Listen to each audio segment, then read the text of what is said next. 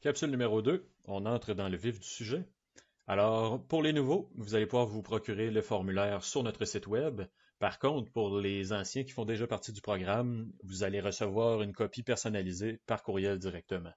Quand vous allez ouvrir le formulaire, c'est bien important, il faut l'ouvrir avec Microsoft Excel exclusivement. Si vous l'ouvrez avec Smartsheet, il y a des choses qui ne fonctionneront pas. Nous, on ne sera pas capable d'extraire nos données de la bonne manière. Donc, c'est non négociable. Si jamais vous n'avez pas Microsoft Excel ou que vous rencontrez d'autres problèmes, communiquez avec moi par courriel, par téléphone. On va pouvoir regarder la situation ensemble puis trouver une solution. Alors, première page, vous avez les informations de dépôt pour cette année. Lisez-la. Deuxième page maintenant, le formulaire principal. Vous avez des instructions ici qui indiquent un peu là, comment ça fonctionne. Au niveau des symboles, si vous voyez en remplissant le formulaire un point d'exclamation jaune, pas de panique. En fait, c'est juste pour m'indiquer que l'information a changé en fonction de l'information qui se trouvait dans votre dossier. Par contre, si vous voyez un point d'exclamation rouge ou qu'un message d'erreur apparaît à ce moment-là, c'est qu'il y a une erreur au niveau de la donnée qui a été entrée et il faut la corriger. Nouveauté cette année, vous avez une information sur le statut dans le programme. Donc, les nouveaux, il n'y a aucune information. Par contre, les anciens, vous allez voir votre numéro d'identifiant qui va être là, et puis les informations par rapport à votre historique dans le programme.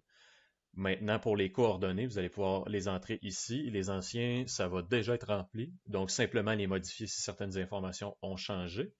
C'est la même chose pour la section 1.1 au niveau de la personne qui est autorisée, des informations de la personne qui est autorisée à répondre. Section 1.2 pour les informations du président du conseil d'administration. Section 1.3, ici, les cases vont être libérées en fonction de la demande que vous pouvez présenter. Donc, les nouveaux, étant donné que vous pouvez faire uniquement une demande de reconnaissance, c'est cette case-là que vous allez devoir cocher.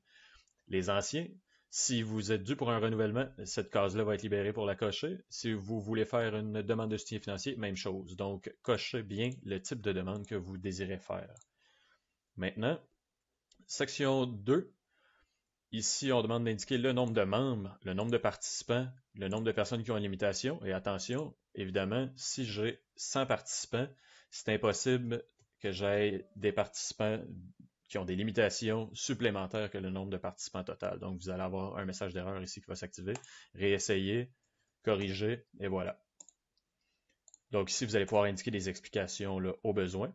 Même chose par la suite. Ici, on demande des informations par rapport au nombre de bénévoles, au nombre d'employés total et au nombre d'heures de travail qui ont été réalisées par l'ensemble des employés. Puis, on vous a laissé une section de commentaires au besoin. Section 2.3, des questions au niveau du portrait de l'organisme. Et puis, vous allez voir, des fois, il y a des menus déroulants. C'est quand on a des réponses spécifiques qu'on veut qu'ils soient dans le champ. Donc, vous pouvez utiliser le menu déroulant. Maintenant, ensuite, la deuxième partie de cette section-là n'est pas obligatoire pour ceux qui présentent une demande de soutien financier. Donc, seulement ceux qui veulent faire une demande de reconnaissance, on va vous demander d'indiquer la mission de l'organisme et un bref historique également de votre organisme.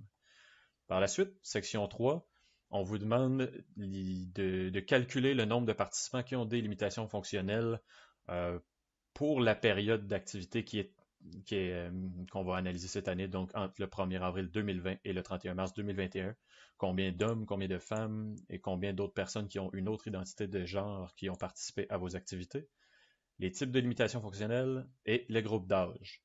Donc, nous, on s'attend à ce que le total ici corresponde au total de l'identité de genre et également au numéro 2.1.3 donc la case ici. Sinon, vous allez avoir des messages d'erreur. Par contre, pour le type de limitation, on sait que des personnes peuvent avoir plusieurs limitations, donc là, ce nombre-là peut être plus élevé. Maintenant, critères de sélection, on l'a changé cette année. Vous allez pouvoir indiquer les critères individuellement et nous donner des commentaires au besoin.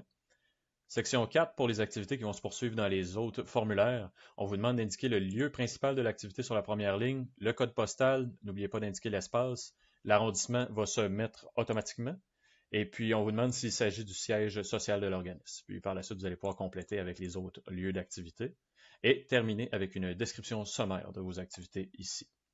Donc, c'est tout pour la capsule numéro 2. On se retrouve dans la prochaine capsule. Merci.